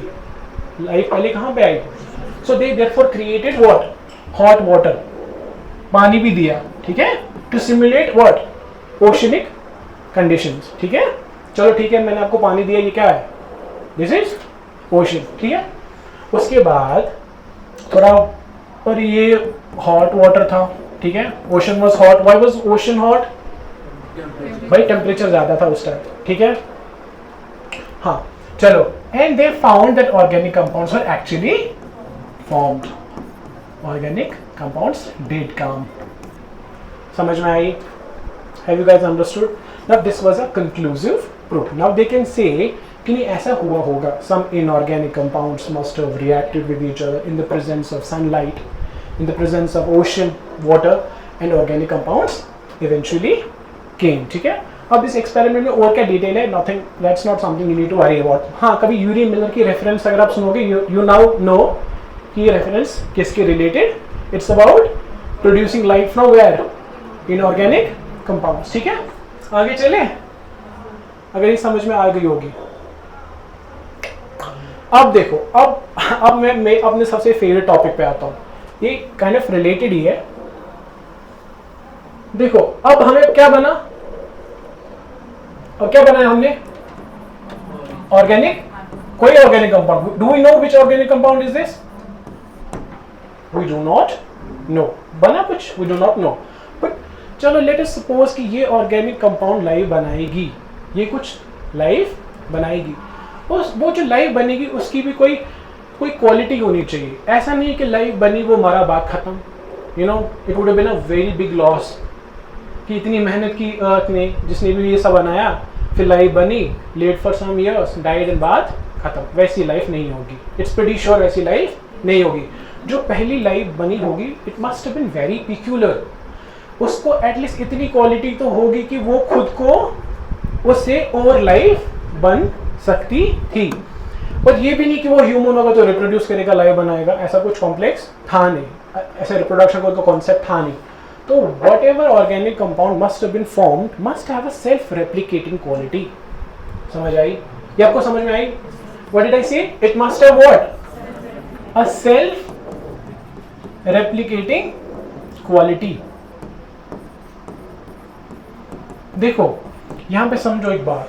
I'll tell you the first thing that actually came was what? Was RNA. ठीक है? Some of the inorganic compounds fused to produce what? Proteins produced eventually what? Sorry, it was RNA. Do you know what is the full form of RNA? Ribo. अभी composition आगे थोड़ा पढ़ेंगे, ठीक है? Biotechnology में. Let's just keep it फिलहाल के लिए ऐसे. Ribo nucleic acid. This is the first thing that came. ये मैं इसलिए बोल रहा हूँ, cut short, actually making all of this very short in a way कि यहाँ से हमने start करना है RNA से. RNA is actually a very beautiful molecule. I'm actually mostly in love with this RNA molecule, ठीक है? And because of it's a kind of multi-talented molecule. One, why? Because it is, and second, it is very unstable. It's very. Why is it unstable? Will you answer me this question? I mean, it's very easy to answer now. Why should it be unstable? It is self-replicating, I understand that, but what's so unstable about it? It's unstable. बताओ. Why did God create? Let's assume that it was God. Why did God create RNA first? Why did He create it to be an unstable element? Sorry, unstable compound. This is where the inquisitiveness comes. Get up and answer me the question. Sir अगर stable होता तो ये RNA ही रहता. Unstable है तो evolution हो जाएगा इसका. फिर That is the answer. So it had to be unstable because it had to create other forms of life. It had to create what? Had it been stable, the quality with the stability is that there will be no chances of evolution whatsoever. Being something unstable means a lot of additions would happen to it now. It is open to additions. It's like आ जाओ, जो add करना है कर लो. It is open to subtractions. It is open to modifications. ठीक है? So when RNA like thing says कि bro, I'm ready if you want to modify me, modify in whichever way possible. I'm okay with it. So life was like, okay, ठीक है, now you are the right candidate for us. Since you are listening to us completely अच्छे से, we will modify you. And because of the RNA modification, so many of the modifications happen with the RNA that different forms of life came. ये समझ आई? So if they ask the question, okay, which is the first important molecule from the life came actually, it should be what? It should be RNA. Though you may want to answer it, no, the life came from inorganic compounds, refused. वो पता ही है, ठीक है? We're not concerned with inorganic chemistry here, right? ठीक है? We're more concerned about biology. It is what? RNA. Then let me ask you a question. Why did RNA change to DNA? If I'm so in love with RNA, what happened to RNA and why did DNA came eventually? Life was like, life ने बोला RNA को, dude, you came first, I give you the credit, ठीक है? But you are not the only compound I want. I am wishing for something very good. I am wishing for something which would be very complex, which would be my epitome, जिसको मैं बोलूँगा कि ये मेरी चीज़, I love you of course, you are the first thing that I came, but I want something new, I want something जिससे life stable बने, I want a stable, I don't want कि जो मैं लाइफ इवेंचुअली बना वो भी unstable रहे, it will be a catastrophism. आपको समझ में आ रही है? It will be a catastrophe. So eventually जब आप आगे पढ़ोगे biology, it's like a basics now, ठीक है, इट्स बेसिक्स की the more complexities come the more chances of DNA there, ठीक है। अब देखो ये इंपॉर्टेंट क्यों है, कल को जो प्रीलिम्स में क्वेश्चन आएगा, you know they ask these questions, understand it very easy, very simply, कि they ask you about does this virus have RNA as a genetic material or DNA, ठीक है। By then you should know which virus is it talking about. I'll tell you, they have asked this question, I have failed this question, ठीक है मेरे को। The thing is they ask कि say tuberculosis, is it a DNA virus, sorry bacteria or RNA virus, इस virus में RNA है कि DNA. Example देता हूँ समझने के लिए, HIV, human immunodeficiency virus, this is a very notorious virus. If you ask मी कि इसका सोल्यूशन अभी तक क्यों नहीं मिला है, इसका सोल्यूशन क्यों नहीं मिला है, इट इज पहली बात, it is a RNA. So if they ask you a question tomorrow in the prelims, HIV RNA होगा कि डीएनए वायरस होगा, what should be your answer? Why? You know कि HIV का हमारे पास अभी ट्रीटमेंट है नहीं, तो must have been something very unstable about this virus. And when I talk about instability, must have been what? Must have been RNA, right? So it is an RNA virus. पता क्या? It is so complex a virus. It is so complex a virus. ये बोलता मुझे बस RNA नहीं चाहिए. If I'm unstable, I want to be the epitome of instability. समझ आई? I want to be the epitome. मेरे से ज़्यादा unstable कोई चीज़ नहीं होनी चाहिए। इसे बोला मैं रेट्रो वायरस हूँ, मैं रेट्रो वायरस हूँ। क्या हूँ मैं? You know what retro means? The possibility of any living organism, the bacteria, the virus, which can alter its genetic material from RNA to DNA to back to RNA is retro. It uses its RNA to generate a copy of DNA. ठीक है? And when it generates a copy of DNA, it does all the thing it wants to do in the human body, because DNA knows it's a very complex thing, and DNA does its task very beautifully in the human body, destroying everything. So once it is done, now it needs newer copies of HIV. It has to reproduce, then it does what? It reproduces, goes back to, each new virus goes back to being RNA. So where do we get the medicines now? RNA is, HIV is something like this. It will change every minute. Vaccine या treatment तो उस चीज़ का करेंगे ना जो stable होएगा, जो stable ही नहीं रह रहा है उसको क्या ट्रीटमेंट दोगे? Have you actually ever thought कि फ्लू ठीक क्यों नहीं होता एंटीबायोटिक से?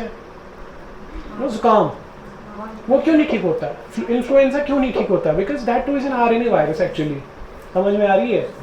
सो when it is an RNA virus, treating an RNA virus would be a very difficult thing. Whichever organism has an RNA thing in it as a genetic material would be a very difficult thing to treat. Now you know why. So let's get back to the thing. It is self-replicating. It must have been the first thing to come, and eventually RNA transformed into what? DNA as a genetic material. अब composition RNA की है, DNA की है, वो हम आगे बढ़ेंगे. Have you understood this at least? Have you understood the origin of life? ठीक है? और कुछ question है? I think we don't need to go into all of this stuff now. ठीक है, ये ज़रूरी नहीं है.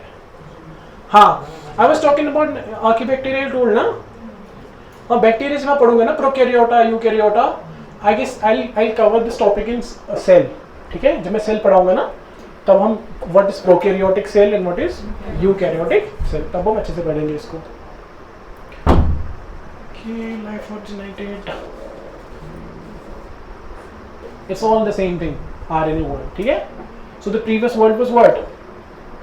RNA world. This is the chapter done. We'll go to this next chapter. यही बोला था ना करने को, पहले इसको बंद करना है कुछ.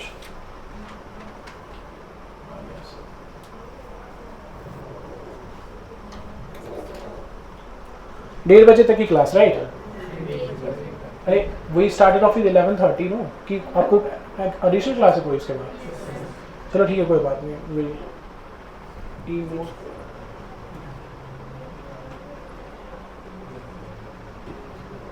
menu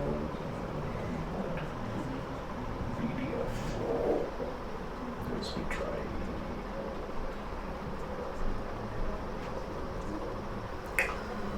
इसको भी जल्दी से करते हैं। वो जो इसके बाद जो क्लास आएगी ना, बट दी सेल, वहाँ से बेसिक बायोलॉजी स्टार्ट होगी, तो फिर हम थोड़ा जल्दी करेंगे, ठीक है। We don't want to linger on this thing forever and ever, जहाँ से क्वेश्चंस आएंगे नहीं, वहाँ से क्यों ज़्यादा वेस्ट टाइम करना, ठीक। अब ये मैंने क्यों पढ़ा है, because you want to create a kind of the biology kind of environment, ठीक है। और पता होना चाहिए, because you never know based on the complexity and वो कैसे कैसे क्वेश्चन इवेंचुअली पूछ लेते हैं, वायरसेस का वो पूछ ही लेते हैं हमेशा, तो वो सब।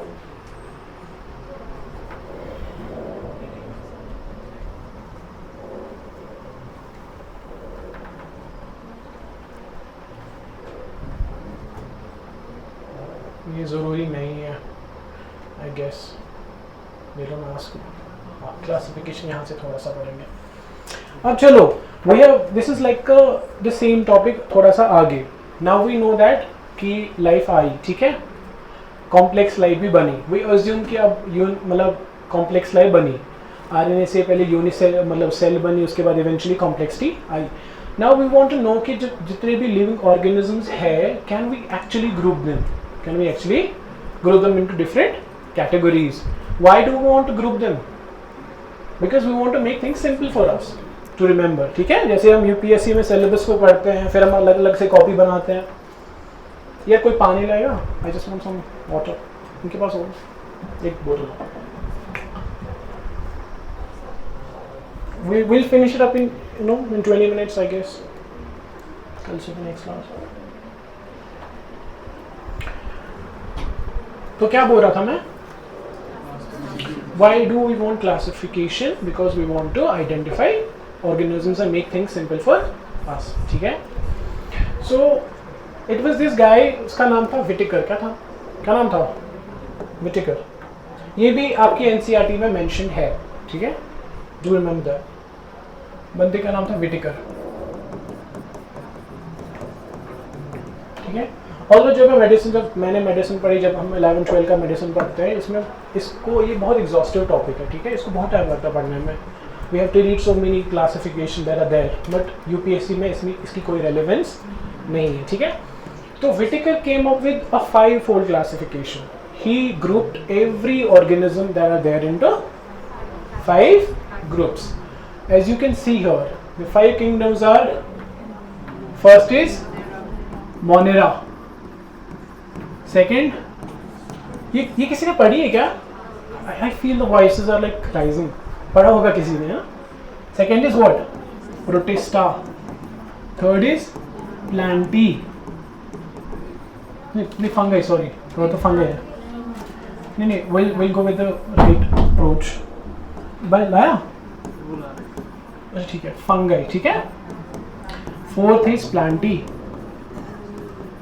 एंड लास्ट इज एनिमलिया, ठीक है। So Whittaker classified them, grouped every organism into these 5, ठीक है। अब यहाँ पे एक बात समझने लायक है, this is not a full proof classification, because if I ask you a question, where do you put viruses, we don't want to put viruses, there is no actual classification where you can put viruses. Virus like brats, ठीक है, वे like हम नहीं जाएंगे कहीं पे, वे like totally different breeds. So let's थोड़ा आइडिया मोनेरा के बारे में, उसके बाद थोड़ा पढ़ेंगे। मोनेरा का क्या मतलब है? अ यूनिसेल्ड प्रिमिटिव समथिंग, यूनिसेल्ड प्रिमिटिव। तो मोनेरा उसने बोला, बंदे विटिकर ने बोला कि जो भी यूनिसेल्युलर ऑर्गेनिजम्स थे, बैक्टीरियाज थे, he put them into where? Monera. और लेकिन बोला कि एक मोनेरा की क्वालिटी ये है कि these are all prokaryotes. I will tell you थोड़ा सा प्रोकैरियोटिक, अदरवाइज मैं एग्जॉस्टिवली उसको ओरिजिन ऑफ लाइफ में पढ़ाऊंगा, ठीक है। बोला क्या बोला कि मोनेरा में जितने भी मैं यूनिसेल्ड ऑर्गेनिजम्स रख रहा हूं, वो सारे कौन है? दे आर ऑल प्रोकैरियोट्स, ठीक है। प्रोकैरियोट्स का क्या मतलब है? आपको तो पता नहीं, बीएससी में, इनको नहीं पता ना। Tell me what is prokaryotes. Pro पता है ना, प्रो क्या होता है? What is pro?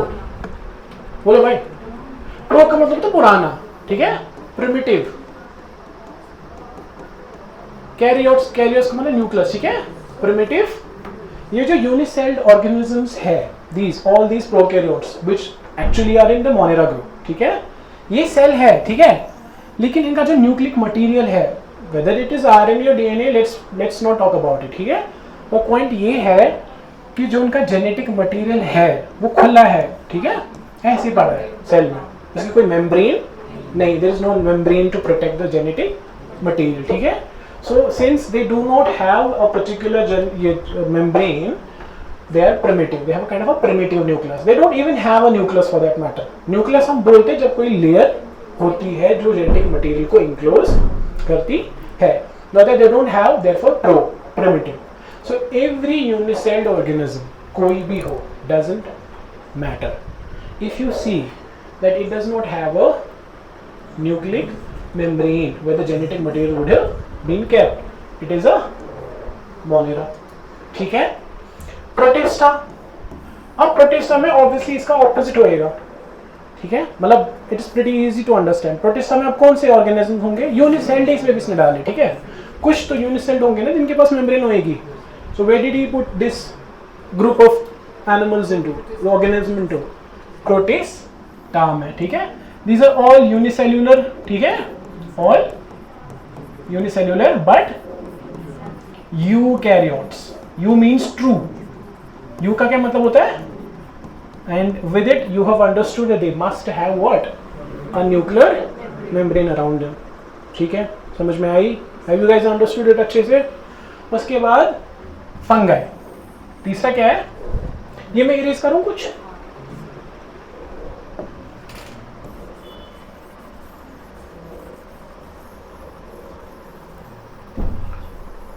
तीसरा है फंगाई। जो फंगाई है ना, ये मल्टी सेल्यूलर है, क्या है? These are multi cellular saprophytes, multi cellular with exceptions of course, with exception. Saprophytes क्या होता है? जो डेड डीकेइंग मटेरियल पे अपनी न्यूट्रिशन निकाले। देखोगे ना जितने भी फंगस देखे होंगे ना, जो ब्रेड फॉर घर में ब्रेड की एग्जांपल ले लो, ऐसी नहीं छोड़ी है, बाहर छोड़ी है, उसमें फंगस डेवलप हो जाता है, ठीक है, वो खराब हो जाता है। डेड लीव्स जो होते हैं वहाँ से वो न्यूट्रिशन लेते हैं। तो all multi cellular saprophytes have been put into where? The group fungi. Exceptions are, if you ask me an exception, सबको पता होगी लेकिन कोई बोलेगा नहीं। यीस्ट का नाम सुना है? Yeast is unicellular, however yeast is. सो अब बताओ क्लासिफिकेशन फुल प्रूफ है कि नहीं है? It is not. वायरसेस तो पहले एक एक्सेप्शन थी, ठीक, because viruses are what, they are not even celled. Monera सबसे पहला क्राइटेरिया था, it should be a celled thing, ठीक है, फिर उसमें न्यूक्लियस में कवर होगा कि नहीं होगा, दैट इज अ बात की बात। लेकिन virus are like I don't even have a cell, ठीक है। And then yeast, where would you put yeast? It's a unicellular. Why would you put it in the fungus? Where you have said that it is actually a multicellular thing. समझ आई? There is an exception. उसके बाद कौन सा group आया? Plantae को explain करना है मुझे। It is not something that फिर भी थोड़ा सा प्लांट्स का क्या चक्कर है? Plants are multicellular autotrophic. Multicellular plants. Multicellular. Multicellular पता है ना, मेनी सेल्स। ऑटोट्रोपिक का क्या मतलब हुआ? जो खुद से अपनी न्यूट्रिशन बनाए थ्रू फोटोसिंथेसिस। अब प्लांट्स में भी एक्सेप्शंस है, ठीक है। एग्जांपल, पैरासिटिक प्लांट्स का नाम सुना है? वीनस फ्लाई ट्रैप या बाकी कुछ पैरासिटिक प्लांट्स है, they are obligatory parasites, they can not form their own nutrition, ठीक है, they cannot use what? Sunlight to produce their food. So even that is an exception in the plant kingdom, ठीक है। These are kingdoms. These are what? Kingdoms. I just forgot to tell you, these are all kingdoms. तो here are exceptions. Animals क्या है? What are animals? They are all multicellular, but what would they be? Heterotroph, not hetero. They are all heterotrophs. ठीक है, they are multicellular but they cannot produce their own food. Can humans produce their own food? No, we have to what? Rely on plants. Eventually we have to rely on plants for our nutrition, ठीक है। So if I ask you a question, where do you put the parasitic Venus flytrap, say for example, This classification does not justify it because even they are multicellular heterotrophs. They cannot synthesize their own food. So none of basically this classification is a foolproof thing. It's faulty. Probably why they called it the theory only. It's still not a foolproof. In fact, आगे और भी classifications are which is like beyond the syllabus. ज़रूरत नहीं है. ये आपको समझ में आई? हाँ. अब देखो आके बैक्टीरिया का मैंने बोला है. The next classification which though is not necessary for you guys, उसमें भी कुछ खास नहीं उसने किया है. उसने बस इस मोनेरा ग्रुप को 2 में डिवाइड किया है. किसको? जो मोनेरा है ना, इसमें बोला है कि भाई साहब बेटर है कि इसको 2 में डिवाइड करें. एक तो हम इसको करेंगे यू बैक्टीरियाज में, यू बैक्टीरियाज में और आके bacteria. Remember I told you initially that there are some bacteria that are very primitive ones, है ना? This class, the 6th level classification says that let's classify other bacteria as true bacteria and this archaebacteria as a different bacteria. समझ में आ रही है आप लोगों को? मैंने archaebacteria के बारे में आपको बोला है, ठीक है? So we are done with this. We are actually done with this thing. See if you see, आप थोड़ा slide का मैं बोलता हूँ.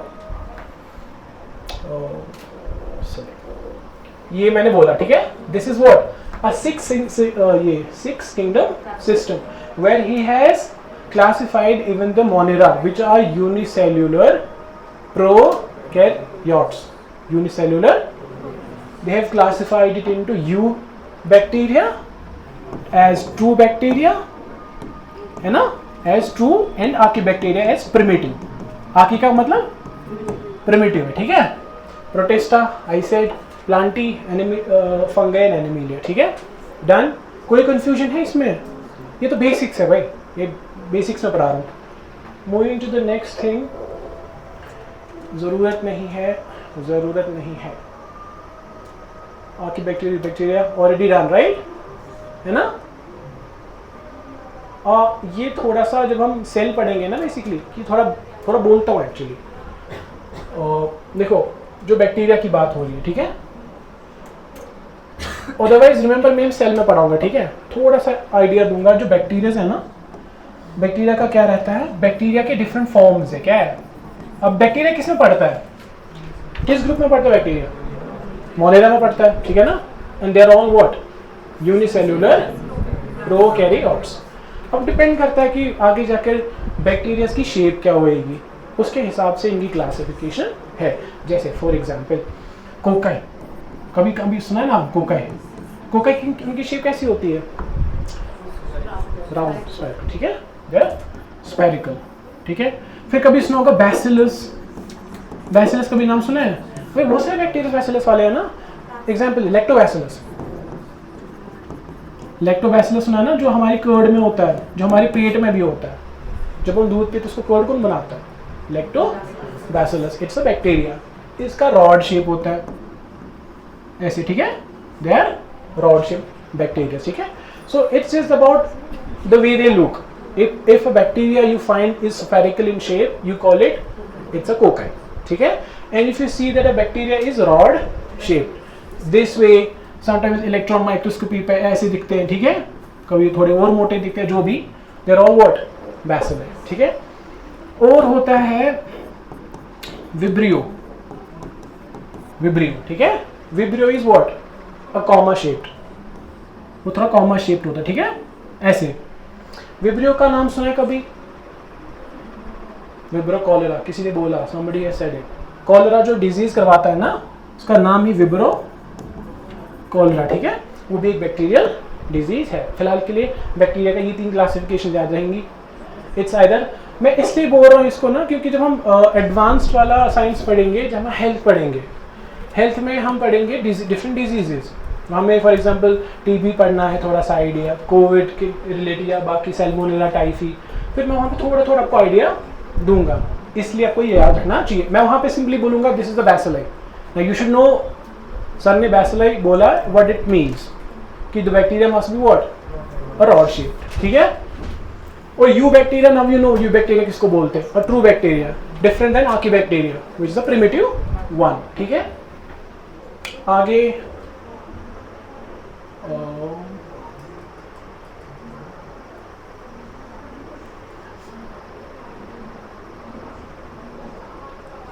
देखो इसने एग्जांपल्स दी है यू बैक्टीरिया की. यहाँ पे pneumonia. Can you see, if you पीछे वाले मत देख पाते अच्छे से, मैं पहले खुद अपने टाइम पे बैक बेंचर था, ठीक है, और मैंने कोई पढ़ाई नहीं किया अपने टाइम पे, तो मैं क्या ही किसी को बोलूँगा, बट गाइस आप पढ़ लो, ठीक है, जो पीछे बैठे हैं। ये क्या है? Pneumonia. Pneumonia is what? A eubacteria, true bacteria. Now you know that इसके पास डेफिनेटली एक cell wall, sorry cell nuclear membrane होएगी, ठीक है। And look at the picture, how does it look like? It looks like cocci, right? ना, है ना? Different cocci fused together. So pneumonia is what? हाँ, cocci. ये वाले cyanobacteria. Cyanobacteria is mostly like a cocci. अब cyanobacteria हम आगे पढ़ेंगे, जब सेल थोड़ा पढ़ेंगे ना cyanobacteria. ये इसका क्या है? Cyanobacteria is a blue-green algae. इसका नाम है. It's not an algae actually, but it's called as blue-green algae. Why? I'll write it down here. Blue-green algae. Why? It is able to photosynthesize. Something very cool about it. It's a bacteria. It can synthesize its own food. So see, bacteria can synthesize their own food. They are very cool because a single-celled organism can synthesize, and some cannot. Some, and those who cannot, maybe parasitic ones. उनको किसी पे तो depend करना है ना. जैसे a lot of bacteria are parasitic. So they derive their nutrition from the host that they live on या in. But this cyanobacteria is a autotrophic. It can produce its own food. Anthrax, नाम सुना है कभी? Anthrax का? Anthrax. It's a disease. Anthrax. ये कैसे पहले बताइए कौन सा वाला क्वालिटी है? Bacillus है, cocci है कि ये है Vibrio? It's a bacillus, right? Because it's a rod shape. और anthrax is actually a very deadly bioweapon, can be used as a, हम आगे पढ़ेंगे बायोवेपन्स को, जब हम advance level science and technology पढ़ेंगे वहाँ पे हम पढ़ेंगे बायोवेपन्स को. It's a bioweapon.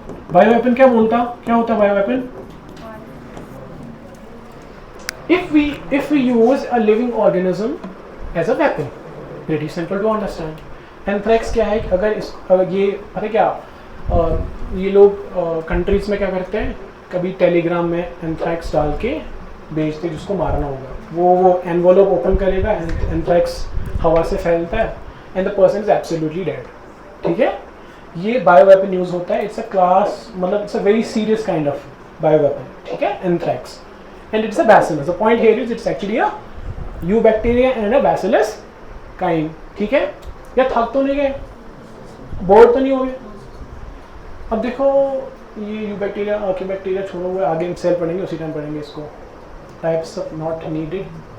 अच्छा, ये दो चीज़ है. What is a methanogen and halophile, कुछ पता है? बिकॉज इन्वायरमेंट में तो पढ़ा होगा ना लोग, आप लोगों ने इसको. मिथेनोजिन किसको बोलते हैं? अरे यार ये तो सिंपल सा है यार. मिथेनोजिन किसको बोलते हैं? मिथेनोजिन, हाँ, वो जो मीथेन प्रोड्यूस, वो बैक्टीरियाज जिनमें कैपेबिलिटी है that they produce what is, they convert carbon dioxide of swampy areas into methane. So they use what? Carbon dioxide, converting it into, and methane we know is a greenhouse gas, right? Is it not? It is. So methanogens. अब यहाँ पे इनकी relevance क्या है कि earlier organisms, if you kind of think about it, अगर मैं किसी बैक्टीरिया को मिथेनोजन बोल रहा हूँ, it produces methane. It is to chemistry, biochemistry, it's kind of similar to primitive organisms. ठीक है, so somebody who uses methane, somebody who can produce methane, somebody who can use carbon dioxide or those unconventional gases must have had a very good history of its own. बहुत पुराना चीज होगा कोई. ठीक है, तो methanogens are able to live in a condition like, you know, carbon dioxide, higher concentration of carbon dioxide will be. ठीक है, फिर हेलोफाइल्स किनको बोलते हैं? बोलो. हेलोफाइल्स बोलते हैं which can live in higher concentration of salt. ठीक है, सॉल्ट. ठीक है, इफ एनी बैक्टीरिया, अगर कोई बैक्टीरिया हायर सॉल्ट कॉन्सेंट्रेशन में रह पाता है, we call it a halophile. पता है जो मैं आर्की बैक्टीरिया बोला था ना, archaebacteria is a halophile. It can live in higher salt concentration, and probably back then primitive earth में हायर कॉन्सेंट्रेशन ऑफ सॉल्ट तो होएगी फॉर श्योर. ठीक है, बिकॉज इनऑर्गेनिक कंपाउंड्स बहुत सारे थे. तो it's what Archie bacteria is actually a halophile. ठीक है, ये समझ में आई आपको? ठीक है, ये याद रखो, because you know they ask about halophiles, methanogens. ठीक है, methanogens in the context of greenhouse gases. ठीक, अब रिलेट कर पा रहे हो? So methanogens in context of what? greenhouse gases, and halophiles in context of environment. They ask what are halophiles. You never know, they can ask a question like this. लिखा है? Should we stop here? चलो ठीक है, आज के लिए इतना काफ़ी. I hope you enjoyed the first class. Yeah. So we'll see about tomorrow. हाँ सुनो मेरी बात, कल का do anticipate I'll be teaching you थोड़ा सा इसके बारे में, just 10-15 minutes maybe maximum, and then we'll go with the origin of life. We'll complete. Sorry this cell component. हम कल थोड़ा cell, and that is important because cell में हमने पढ़ना है about nuclear material, RNA, DNA. हमने उसमें ये प्रोकैरियोटिक यूकैरियोटिक सेल पढ़नी है. ठीक है, वहाँ से वो सारा क्लियर हो जाएगा. ठीक है, चलो thank you everybody, have a nice day. इस बंदे ने पानी भी नहीं लाया क्या मुझे? वो लाएंगे. चलो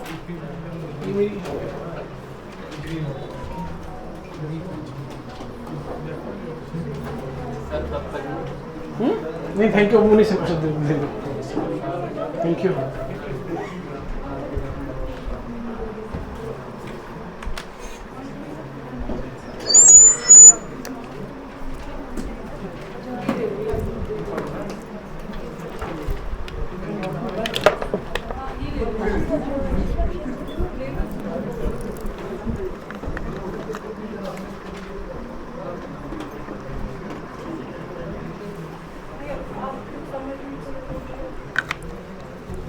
थैंक यू भाई. यार साइंस टेक्नोलॉजी में मज़ा आ रहा है कि नहीं आ रहा है?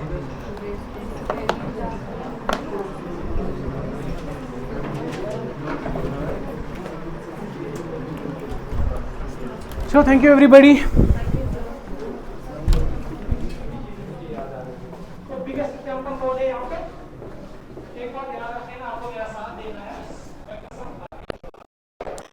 भूल ही गया था माइक. हाँ हो गई, 1 बजे तक ही थे ना. ये दे दो.